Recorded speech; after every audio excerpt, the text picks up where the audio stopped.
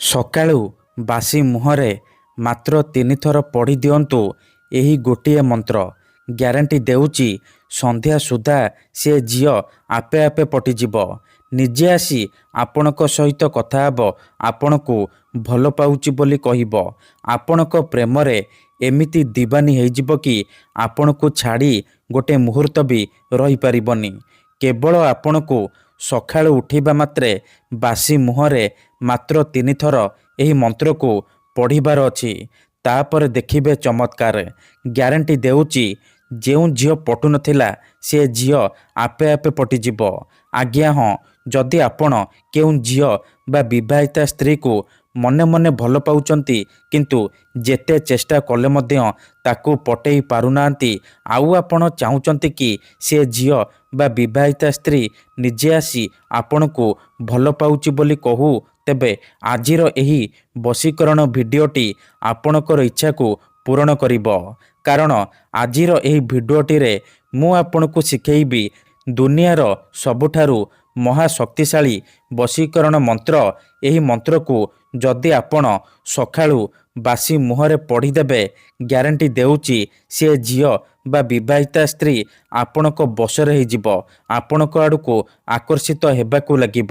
ଆପଣଙ୍କ ପ୍ରେମରେ ଏମିତି ଦିବାନୀ ହେଇଯିବ କି ଆପଣଙ୍କୁ ନ ଦେଖି ରହିପାରିବନି। ନମସ୍କାର ଫ୍ରେଣ୍ଡସ୍, ଓଡ଼ିଆ ଫଣ୍ଡା ଚ୍ୟାନେଲକୁ ଆପଣମାନଙ୍କୁ ସ୍ୱାଗତ। ଆଜିର ଏହି ବଶୀକରଣ ଦୁନିଆର ସବୁଠାରୁ ମହାଶକ୍ତିଶାଳୀ ନାରୀ ମୋହିନୀ ବଶୀକରଣ। ଯିଏ ବି ଏହାକୁ କରିଛି 100ରୁ 100% ସଫଳ ହେଇଛି।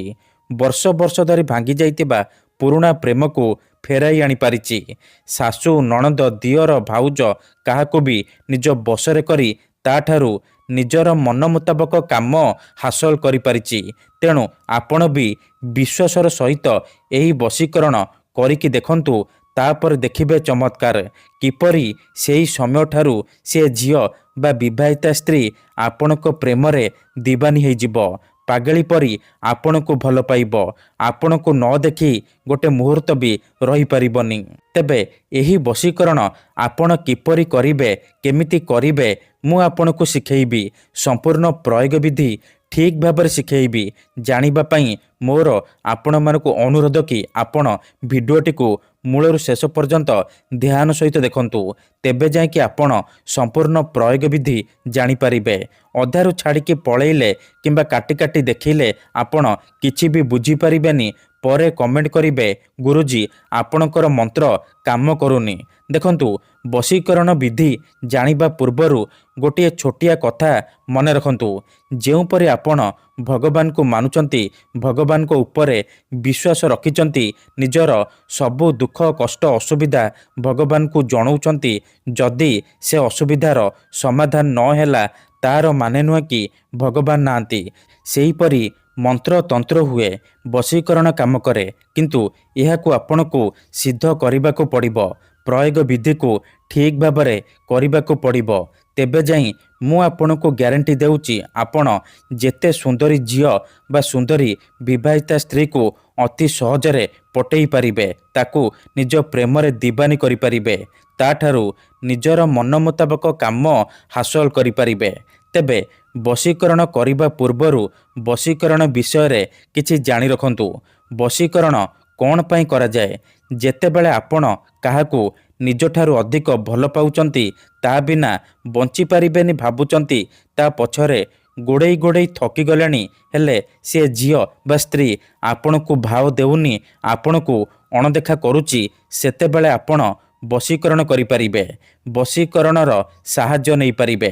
ବଶୀକରଣର ମାନେ ହେଉଛି ନିଜର ଭାବନାକୁ ଅନ୍ୟର ଦିମାଗରେ ପହଞ୍ଚାଇବା, ନିଜର ଭଲ ପାଇବାକୁ ଅନ୍ୟର ଦିମାଗରେ ପହଞ୍ଚାଇବା, ମାନେ ସେ ଝିଅ ବା ସ୍ତ୍ରୀର ଦିମାଗରେ ପହଞ୍ଚାଇବା।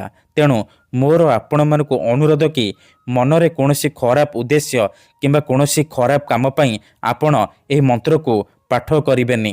କାହିଁକି ନା ଏହି ମନ୍ତ୍ର ସବୁଠାରୁ ସହଜ କିନ୍ତୁ ମହାଶକ୍ତିଶାଳୀ ନାରୀ ମୋହିନୀ ବଶୀକରଣ ମନ୍ତ୍ର।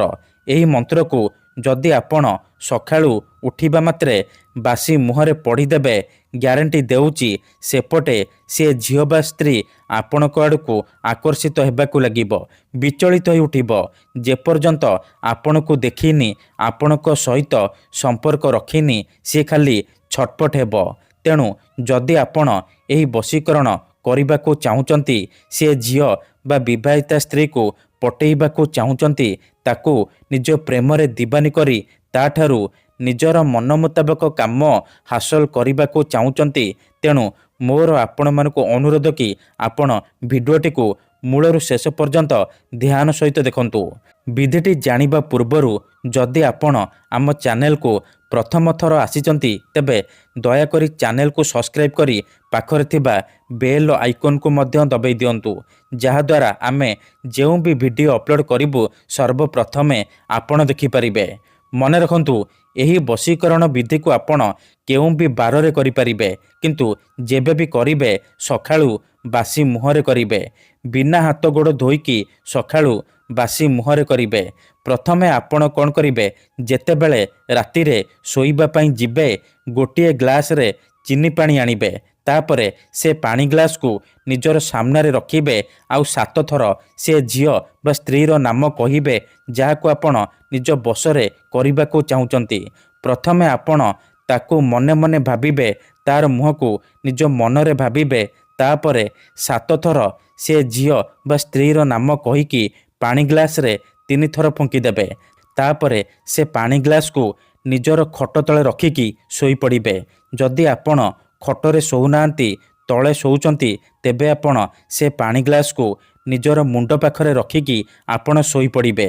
ସକାଳୁ ଉଠିବା ମାତ୍ରେ ବାସି ମୁହଁରେ, ବିନା ହାତ ଗୋଡ଼ ଧୋଇକି ଆପଣ ବାସି ମୁହଁରେ ଆଖି ବନ୍ଦ କରିକି ସେଇ ଝିଅ ବା ବିବାହିତା ସ୍ତ୍ରୀକୁ ମନେ ମନେ ଭାବିବେ, ତାର ମୁହଁକୁ ନିଜ ମନରେ ଭାବିବେ।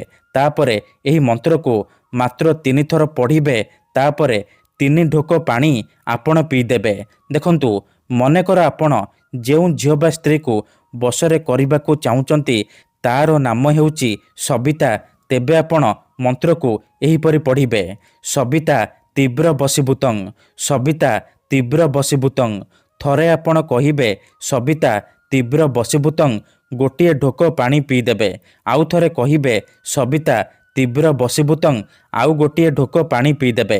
ଏହିପରି ଆପଣ ଲଗାତାର 3 ଥର କହିବେ, ଆଉ 3 ଢୋକ ପାଣି ଆପଣ ପିଇଦେବେ। ଏହିପରି ଆପଣ ଲଗାତାର 3 ଦିନ ପର୍ଯ୍ୟନ୍ତ ସକାଳୁ ଉଠିବା ମାତ୍ରେ ବାସି ମୁହଁରେ କରିବେ। ମନେ ରଖନ୍ତୁ, ଏହି ବିଧିକୁ ଆପଣ ଅଧାରୁ ଛାଡ଼ିବେନି। ଲଗାତାର 3 ଦିନ ପର୍ଯ୍ୟନ୍ତ ସକାଳୁ ଉଠିବା ମାତ୍ରେ ବାସି ମୁହଁରେ ଏହିପରି କରିବେ। ତାପରେ ଦେଖିବେ ଯେଉଁ ଝିଅ ପଟୁନଥିଲା, କିପରି ସେ ଝିଅ ଆପଣଙ୍କ ପ୍ରେମରେ ଦିବାନୀ ହେଇଯିବ। ଯେଉଁ ବିବାହିତା ସ୍ତ୍ରୀ ଆପଣଙ୍କୁ ଭାव ଦେଉନଥିଲା, ସିଏ ରାତିଦିନ ଫୋନ୍ କରିବ, ଘରକୁ ଡାକିବ, ଯାହା ଚାହିଁବେ ତାହା କରିବ। ତେଣୁ ମୁଁ ଆପଣଙ୍କୁ ଆଉ ଥରେ କହି ରଖୁଛି, ମନରେ କୌଣସି ଖରାପ ଉଦ୍ଦେଶ୍ୟ କିମ୍ବା କୌଣସି ଖରାପ କାମ ପାଇଁ ଆପଣ ଏହି ବଶୀକରଣକୁ ପ୍ରୟୋଗ କରିବେନି। କାହିଁକି ନା ଏହି ବଶୀକରଣର କୌଣସି ପ୍ରକାର କାଟ ନାହିଁ। ମାତ୍ର ଥରେ ବଶୀକରଣ ହେବା ପରେ ସେ ଝିଅ ବା ବିବାହିତା ସ୍ତ୍ରୀ ସାରା ଜୀବନ ପାଇଁ ଆପଣଙ୍କ ବଶରେ ହେଇଯିବ, ଯାହା ଚାହିଁବେ ତାହା କରିବ। ଧନ୍ୟବାଦ।